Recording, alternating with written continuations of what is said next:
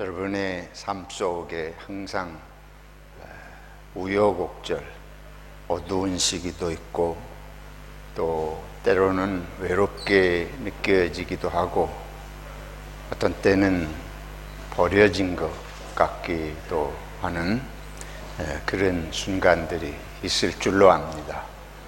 우리들이 신앙생활 할 때에 특별히 그런 순간들이 오면 하나님이 나를 버리셨나? 하나님이 계시기는 한가? 이런 의문에 빠져들 수도 있습니다. 오늘의 말씀, 예수님의 말씀을 또 예수님이 지금 겪으시는 것들을 보면서 우리들이 이런 삶의 순간들에 대해서 어떻게 생각해야 할지 같이 좀 살펴보면 좋겠습니다. 예수님께서 먼저 세례받으시는 장면이 오늘 말씀의 시작입니다. 세례 요한이 요단강에서 이스라엘 백성들에게 회개하도록 회개의 세례를 전파했습니다. 근데 예수님께서 요한에게 와서 세례를 받으시는 거예요. 이게 이제 우리들의 생활이나 사회적인 이런 거로 보면 조금 이상한 장면입니다.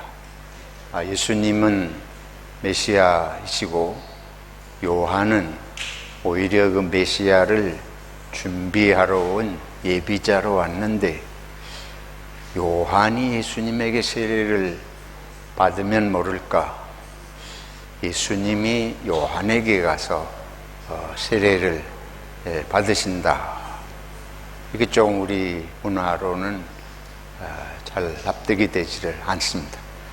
우리는 작은 자가 큰 자에게 베풀음을 받고 제자가 스승에게 가서 배움을 받고 어린이가 어른에게 순종하고 지도를 받고 그런 이 동양의 문화는 서열 문화예요. 유교의 문화죠. 아래 위가 분명히 구별되는. 근데 그게 우리 몸에 너무 철저하게 배어 있어서 우리가 참 신앙생활 하는데 어려움이 많습니다. 서양 사회라고 그런 관계의 구분이 없지는 않지만 우리 동양 사회는 이 수직성이 아주 강하게 작용하잖아요. 그래서 호주에 와가지고 우리 자녀들도 가끔 이해 못하고 호주에서 자란 젊은이들을 잘 이해 못하는 거는 우리는 철저한 수직적 구조에 물들어 있는 말이라든지 행동이라든지 어른 앞에서는 공손해야 되고 말투도 다 다르잖아요. 존칭어가 존댓말이 얼마나 다양하게 이게 발전해 있는지 카톡을 심지어 하다가도 최고의 극존칭으로 해야 할 표현, 관계가 안 그런데 젊은 사람들이 그런 표현을 모르니까 이렇게 표현을 조금 그런 거에 안 맞게 하고 이러면 벌써 이 머리가 벌써 복잡해지고 사람이 인간성이 나빠서가 아니고 우리 몸에 그게 너무 깊이 배어 있어서 말과 행동 때문에 가만히 있어도 혼자 상처를 받고 혼자 천당에 갔다 지옥에 갔다 기분이 좋았다 나빴다 이 아주 심한 그런 문화 옳습니다. 근데 우리가 이게 너무 자연스럽게 몸배에 있죠. 근데 서양 문화는 그거하고 또 좀 다르잖아요. 심지어 여러분들이 이 서양 사람들은 이 호주, 특히 호주, 미국과 영국만 해도 그렇지 않지만 호주에 세계적으로 독특한 문화가 있습니다. 그거는 상대방을 성을 부르지 않고 호칭을 붙이는 법이 없이 반드시 이름을 부르는 거예요. 아이고 어른이고 남자고 여자고 상대방의 이름을 기억하지 못하고 두 번째 만났는데 이름을 부르지 않으면 이건 대단한 실례인 게 호주 사회입니다. 근데 상대방의 이름을 부를 때 이상진 그렇게 부르는 법이 없어요. 그냥 상진. 목사님하고 부르는 법이 없어요. 그냥 상진. 성도님들이 목사님에 대해서도 서로 간에 이제 일단 인사를 나누고 아는 관계가 되면 특별한 예배가 없거나 아주 공식적인 자리가 아닌 한은 그게 호주의 문화입니다. 이렇게 길게 말씀드리는 것은 예수님이 어떻게 요한에게 가서 세례를 받느냐. 방금 말씀드린 대로 예수님이 죄도 없으시다며 예수님이 죄의 회개를 하고 용서받는 의미의 세례를 요한에게 가서 받는다는 건 이해가 안 돼요. 다른 사람들이 볼 때 그러면 예수님이 누구보다 못하다, 요한보다 못하다, 세상 사람은 다 그렇게 볼 수 있는 장면이에요. 그런데 왜 예수님께서 요한에게 가서 세례 받으시나? 이게 우리 기독교인들에게, 특히 한국 기독교인들에게 아주 깊이 생각할 필요가 있는 장면입니다. 이제 우리가 마태복음이나 누가복음에도 이런 장면이 나오는데 거기서 보면 요한이 극곡을 사양해요. 그래서 요한이 예수님에게 내가 당신에게 세례를 받아야 되는데 어떻게 주님께서 제게 세례를 받으러 오십니까? 그때 예수님께서 하신 말씀은 이렇게 해서 아버지의 뜻을, 하나님의 의를 이루는 것이 합당하다. 그러니까 여기에서 우리가 하나님의 뜻을 이루는 것의 중요성입니다. 우리 세상에서 내가 마음에 안 드는 거, 내가 남에게 자존심 상하는 거, 사람들이 볼 때 나를 좀 못하게 낮게 보는 거, 이거는 뭐 하나님의 뜻이고 뭐고 없잖아요, 우리들은. 근데 예수님께서 이 요한에게 세례 받으신 이걸 그래서 깊이 생각해야 된다. 하나님의 뜻을 이루는 것보다 중요한 것이 이 세상에 있을 수 없다 하는 거예요. 이거를 극복을 해야 그리스도의 제자가 될 수 있고 그리스도의 복음을 증거하는 첫 발걸음이나마 떼어놓을 수 있다. 근데 우리 교회가 저를 비롯해서 이게 극복이 안 되기 때문에 말은 교회고 말은 예수의 제자들이지만 예수와 상관없이 세속적으로 문화적으로 이 문화가 꼭 잘못됐다고 하는 것보다도 하여튼 하나님의 나라는 작고 큰 걸 따지면 이미 하나님의 나라가 아닙니다. 이미 높은 자와 낮은 자를 따지기 시작하면 그거는 세상 살아가는 방식은 될지 몰라도 하나님의 나라의 개념하고 맞지 않는다 하는 걸 적어도 알고라도 있어야 합니다. 우리 몸은 근데 그걸 못 받아들여요. 하루 종일 그 얘기를 들어도 몸에 배이는 게 그게 사실은 안 되는데 모르기조차 하고 있으면 이거는 교회가 예수의 교회다운 교회 될 수 없는 거예요. 그래서 예수님께서 하나님의 의를 이루는 것, 하나님의 뜻을 이루는데 이게 필요하다. 예수님이 무슨 세례가 필요하세요? 그럼에도 불구하고 요한이 하는 일의 정당성을 부여해서 함께 하나님의 나라의 일을 해가는데 사람들은 죄인이어서 다 요한에게 와서 이렇게 하고 세례받을 필요했지만 나는 그럴 필요가 없는 존재다. 우리 같으면 그러잖아요. 우리는 그런 데서 내 존재 의미를 나타내고 싶어요. 나는 다른 사람하고 다른 존재다. 그런데 예수님께서 여기 요한에게 가서 세례 받으신 거, 생각처럼 사실은 쉬운 일 아닙니다.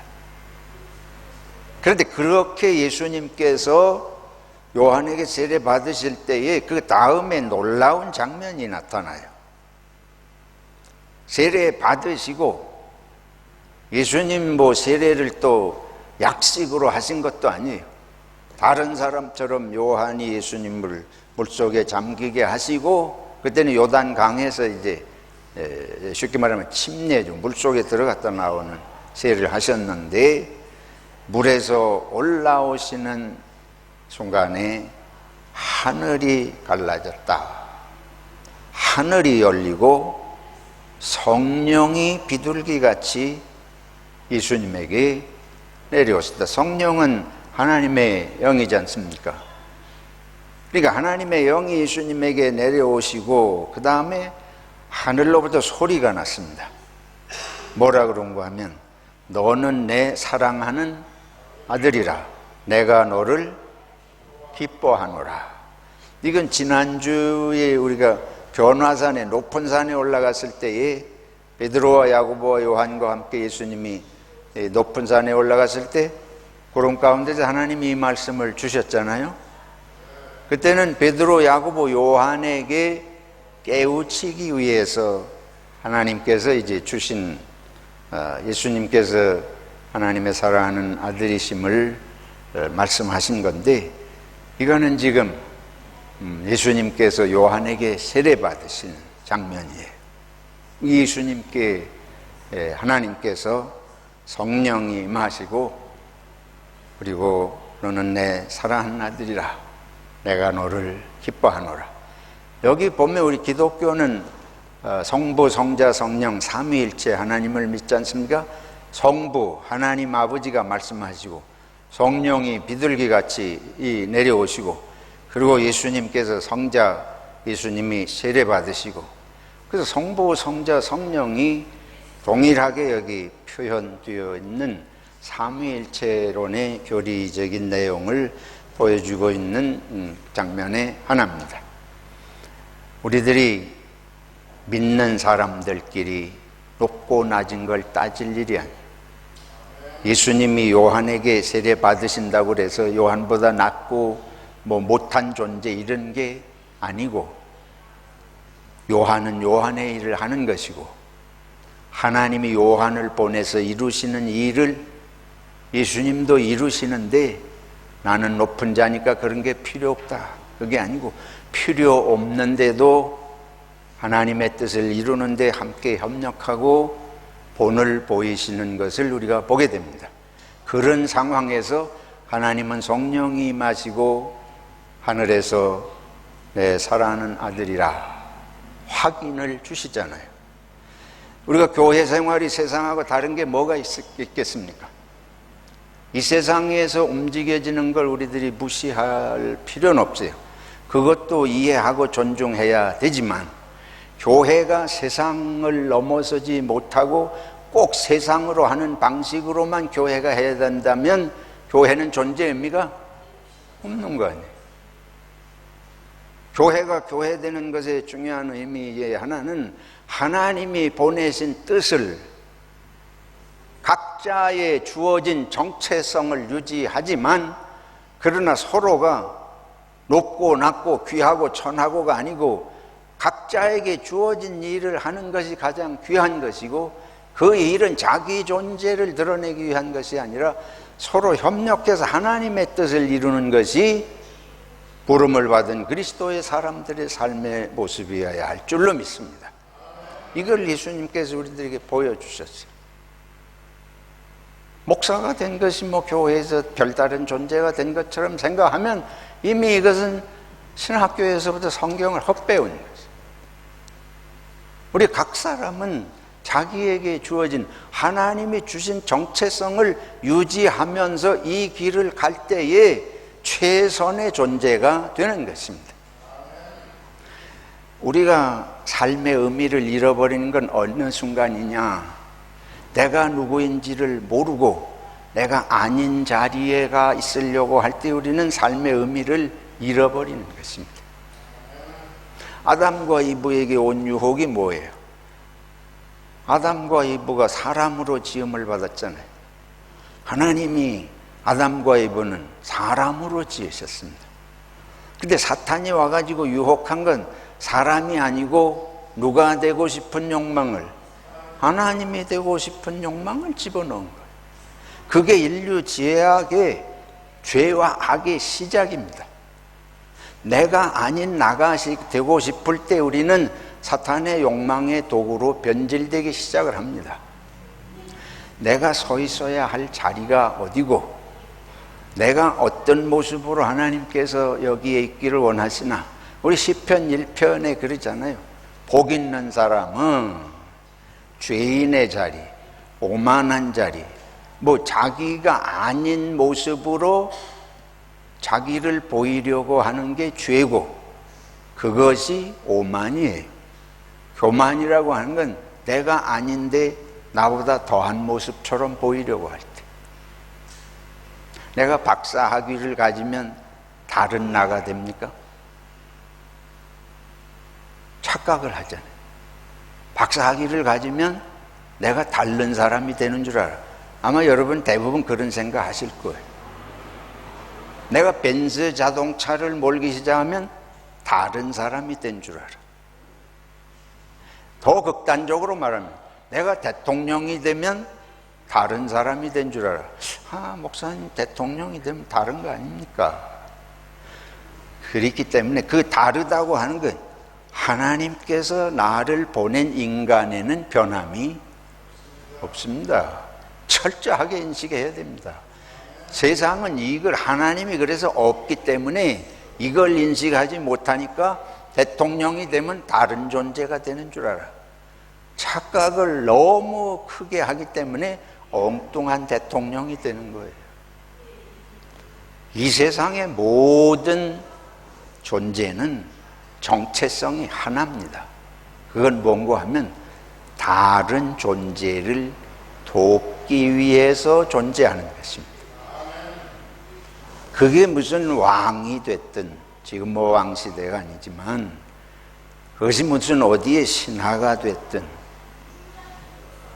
왕은 섬기는 것이 아니고 신하는 섬기는 것이다. 이거는 이 세상이 가지는 사고방식이에요. 모든 사람이 주어진 자리에서 섬기는 것입니다. 예수님 그러시잖아요. 마태복음 20장 24절이에요. 인자가 온 것은, 여기서 인자는 메시아를 그렇게 주님 스스로 겸비하게 표현하시는 건데, 메시아마저도 섬김을 받으러 온 것이 아니고 섬기러 왔다. 그 말은 인간에게 높임을 받으려고 오신 것이 아니고 죄 많은 인간을 구원하시려고 십자가에 죽으러 오셨으니까 죽음으로 섬기는 거지요. 우리는 종이 왕을 섬겨서 종이 왕을 위해서 죽어야지. 이게 세상에. 근데 여기는 왕이 누구를 위해서 죽습니까? 할렐루야. 그러잖아요. 하나님이 더 깜짝 놀라게 표현하면 하나님이 누구를 위해서 죽는 거예요? 사람이 뭐예요? 피조물이네. 있을 수 있습니까? 우리 사고방식으로 이게 있을 수 있냐고요. 창조주가, 신이 당신이 지은 피조물을 위해서 죽는다는데 이게 기독교예요. 이런 사상이 세계에 어디 있습니까? 인간의 머릿속에서 나올 수 없는 사상이에요. 세상에 없는 사상입니다. 그건 만들어내가지고 되는 사상이 아닙니다. 창조주 신이 당신이 지은 피조물을 위해서 죽는다고 하는 게 기독교 신앙의 핵심 아닙니까? 그게 십자가예요. 근데 어떻게 그걸 믿는 사람들이 높고 낮은 걸 따질 수 있습니까? 어떻게 그런 사상을 가졌다는 사람들이 당신이 나를 섬겨야 된다고 할 수 있겠어요? 아내가 남편을 섬기는 것도 아니고 남편이 아내를 섬기는 것도 아니고 서로 섬기는 것이 기독교 신앙입니다. 그것이 예수님이 보여주신 우리 신앙의 전부 옳습니다. 이게 이해가 안 되고 아멘이 안 되면 여러분은 죽을 때까지 예수 정신을 바로 이해할 수 없습니다. 다른 모든 것을 다 알아도 이걸 모르면 예수 정신을 모르는 거예요. 이걸 모르면 교회가 뭐 하는 데인지를 모르는 것입니다. 근데 이거를 알고 이거를 수없이 배워도 실제로 부엌에 들어가서 밥 짓다가 같이 무슨 봉사하다가 나오는 건 제 예수 정신하고 거꾸로 정신 나오잖아요. 저도 그렇고 여러분도 그렇습니다. 근데 이걸 알지도 못해. 이걸 생각지도 안 해. 그리고 어디서 어떻게 교회에서 교인을 보고서 교인들이 다르네 그 생각이 어떻게 들 수 있어요? 세상에 우리 보고 다르다는 것을 생각하는 것은 한 가지밖에 없어요.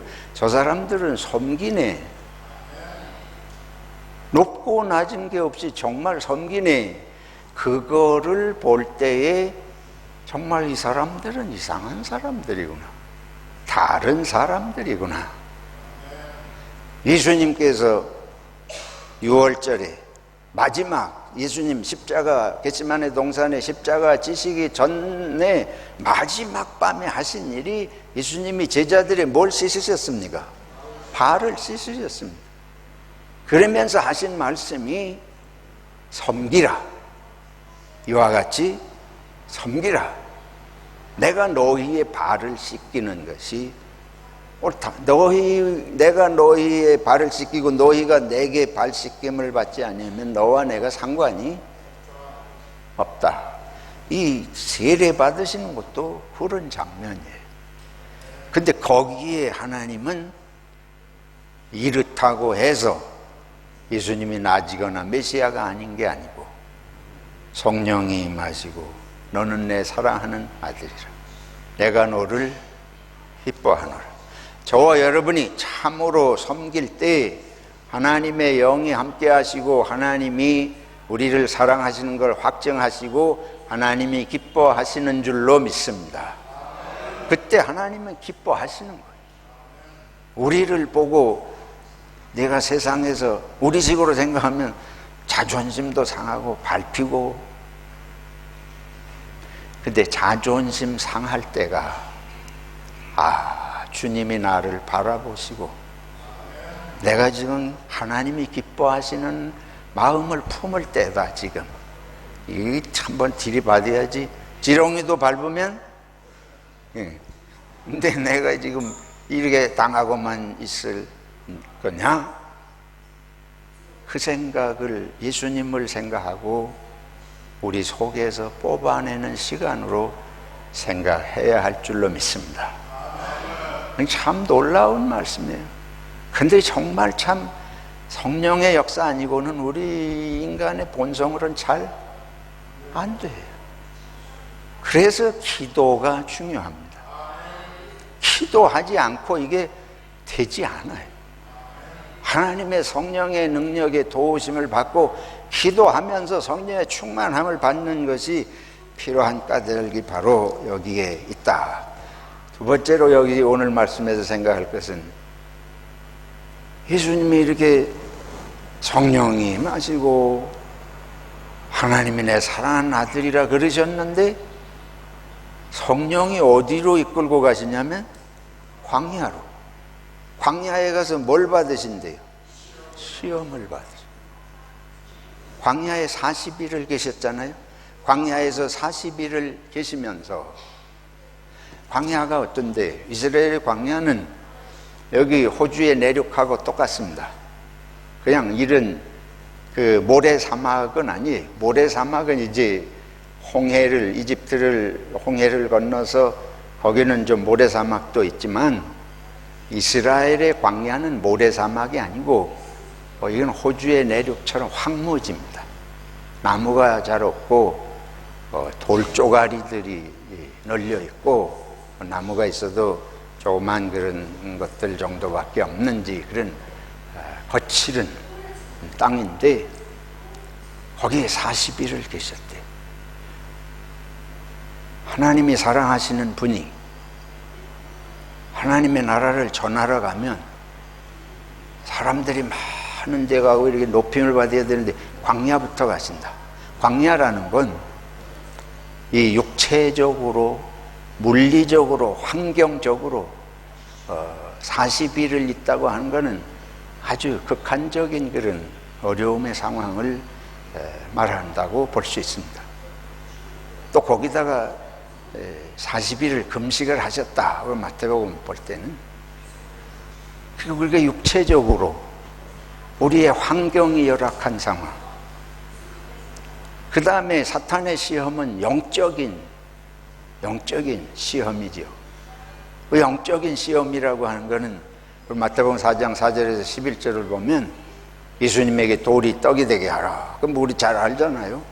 금식 끝나시고 40일 마치시면서 먹을 게 없이 줄이셨는데 돌이 떡이 되게 하고 천사들이 떠받들 테니까 높은 데서 뛰어내리라 하고 사탄에게, 마귀에게 내게 절하고 내게 머리 숙이면 천하를 지배하는 영광의 자리를 주겠다. 이거는 물리적이고 육체적인 환경적인 문제 해결이 안 되는 고통, 그건 사탄의 시험이 아닙니다. 사탄의 시험은 그런 식으로 오지 않습니다. 사탄의 시험은 영적이고 심리적이고 정신적인 거예요. 근데 그 시험은 똑같습니다. 아담과 이브가 받은 시험하고 본질은 똑같아요. 누가 되도록 하나님이 되는 충동을 했잖아요. 사탄이 예수님을 시험한 것도 하나님의 누구면, 아들이라면, 네가 하나님의 아들이면 이런 걸 보여봐라. 사탄의 시험은 자존심을 충동하고 명예심을 충동하고 지배욕을 충동하고 비교하면서 자기 존재감의 확보를 위해서 시기하고 질투하고 그런 마음을 불어는, 시기와 질투심이 생길 때는 100% 사탄이 우리 마음을 충동하는 때입니다. 그게 영적인 사탄의 시험이에요. 그러니까 예수님께서 이 두 가지 시험을 다 당하셨습니다. 물리적으로, 신체적으로, 육체적으로, 환경적으로 가장 열악한 고통과 시련. 그리고 호주에 오면 비자도 해결되지 않고 직업이 잘 해결되지 않고 호주에 와서 살다가 보니까 자꾸 가정에서 싸우게 되고 이웃과 일터에 가가지고 부딪히게 되고 이런 것들은 광야예요. 그건 광야의 시련입니다. 그러나 또 하나의 우리들의 시험은 우리들의 이 지금 말씀드린 사탄이 예수님 시험하듯이 그런 존재감에 대한 심리적이고 내면적인 것을 충동하는 시험이에요. 왜 예수님께서 하나님의 일을 시작하시기도 전에 이거부터 겪으셨는가? 이거부터 겪어야 됩니다. 세상을 살아가는 데는 시작부터 끝까지 이런 게 없으면 좋아요. 우리가 바라는 건 그거예요. 근데 하나님의 나라의 일은 이걸 겪고 극복해내지 않은 사람은 하나님의 나라의 일을 할 수 없습니다. 하나님의 나라가 무엇인지도 깨닫지 못하고 이런 시련이 왔을 때 하나님의 나라를 위하여 하나님의 일꾼으로 부름받은 확신과 그게 어떻게 살아야 하는 것인지에 대해서 분명한 의식이 없기 때문에 그냥 곧바로 넘어지는 거예요. 광야에 오면 곧바로 넘어져. 도망을 가는 거예요. 내가 이런 거 겪으려고 여기에 왔나? 그러니까 어떻게 하든지 이런 걸 피해서 도망을 가는데 예수님은 성령께서 예수님을 그리로 이끄셨다 그랬잖아요. 하나님의 영이 이런 문제를 해결해 주시는 게 아니고 오히려 그런 열악한 환경 속으로 끌고 들어가시고 40일이나 금식하게 하시고 하나님의 나라와 영생의 길을 가는 데 있어서는 반드시 육체적이고 환경적인 시련의 과정을 겪어야 됩니다. 왜 그게 필요하냐? 이걸 겪어서 이겨낼 결심과 경험이 없으면 내가 죽는 게 아니고 남을 죽이며 살아가기 때문에 그렇습니다. 환경이 변화되는 데만 목을 매달고 어려운 것은 조금도 안 하려고 하니까 거기 하나님의 나라를 이룰 수가, 하나님의 복음을 전할 길이 없는 거예요. 그 다음에 사탄의 시험, 그 본질은 나를 자꾸 다른 나가 되고 싶은, 더 높고 더 귀하고 더 인정받고, 이런 욕망은 두 사람만 모이면 그런 욕망이 우리 속에 생기잖아요. 사람이 두 사람, 세 사람만 모이면 반드시 싸웁니다. 반드시 싸워, 시간이 가면. 근데 왜 싸우냐? 누가 더 본질을 파고 들어가면 누가 더 높으냐, 누가 더 인정받냐. 세 사람만 모이면 반드시 비교하는 일이 생기게 되죠. 그 한국 사람 동업 못한다 그러는데 그건 사실은 세계적으로 인간은 다 똑같습니다. 동업 못합니다. 왜냐하면 자꾸 누구 걸 챙기냐면 자기 걸 챙기는, 동업하는 걸 조심하시기 바라요. 근데 세상으로 살 땐 그래. 근데 예수 믿으면 하나님의 나라가 이루려면 반드시 동업해야 되거든. 할렐루야. 세상은 동업 절대로 못해. 자기 걸 챙기니까. 부자지간에도 자기 걸 챙기는 게 본성입니다. 근데 하나님의 나라는 자기 거 챙기는 나라가 아니에요. 그래서 반드시 동업하는, 반드시 협력하는.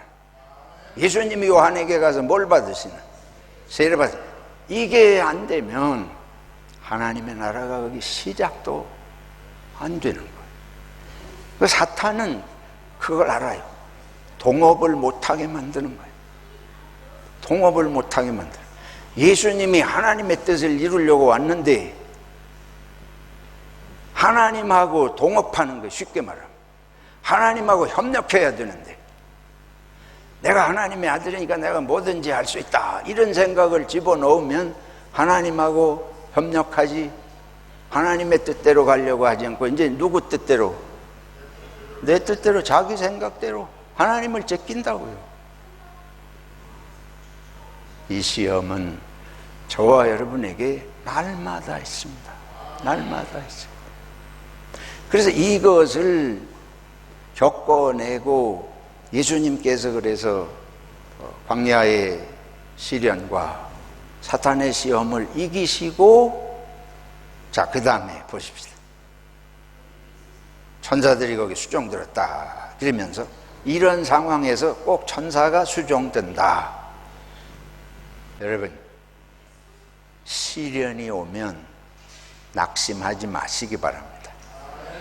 시험이 오면, 사탄이 우리를 충동하면 물러가라. 근데 우리가 그거 하고 싶은 때 꼭 너를 높여줄게, 네가 하나님의 아들인 게 증거되게 해줄 상황이니까 해보라, 뭐 어떤 이런 식으로 우리를 충동할 때에 우리가 사탄아 물러가라, 그래야 할 상황이에요. 누가 여러분들에게 와서 돈 벌게 해드릴게요, 좋은 데 소개해드릴게요, 그러면 정신을 바짝 차려야 돼. 다 의심하라는 소리가 아니고 나를 넘어뜨릴 뭐가 숨어있지 않나.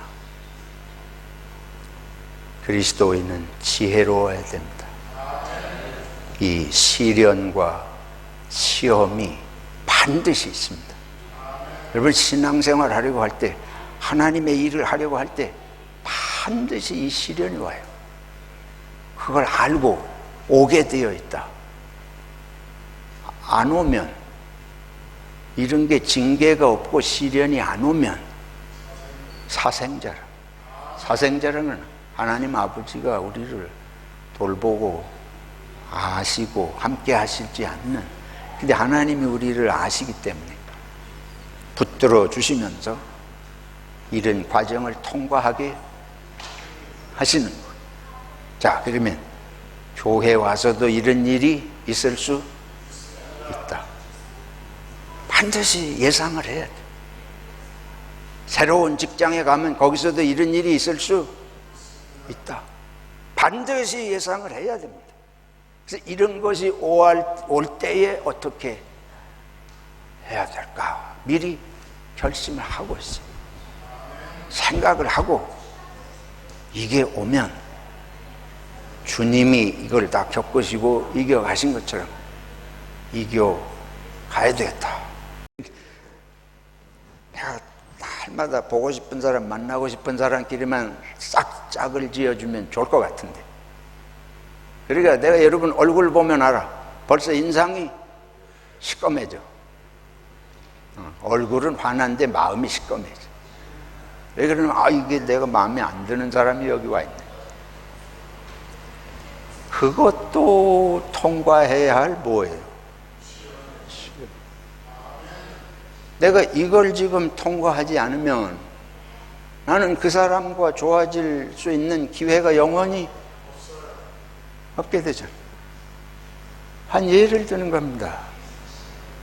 그리스도인은 반드시 뭐 해야 된다? 동업해야 된다. 따라하세요. 따라하라 그러면 좀 기분이 나쁘시겠지만 따라합시다. 동업합시다. 소리내서 하세요. 안 하는 사람은 안 하려고 그러는 거로 생각하고. 동업합시다. 동업하는 게 기독교의, 교회의 바른 모습입니다.